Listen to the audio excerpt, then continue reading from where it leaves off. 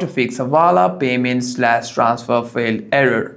First, if you're having any kinds of transaction errors, you might want to make sure that your device is connected to a secure internet connection. Swipe down on the control center and make sure your Wi-Fi or mobile data is connected to a secure network. By doing so, if your network is working, you shouldn't be facing any kinds of payment or transfer failed error. However, if you are still facing the same problem, you might want to navigate yourself to the Hawala application, tap and hold on to the app and click on App Info.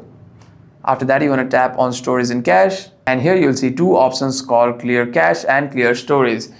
You want to clear both of them from here, and the next time you open the app, you shouldn't be facing the same issue. However, if the issue is still there, you might want to uninstall your app and install it again from the Play Store.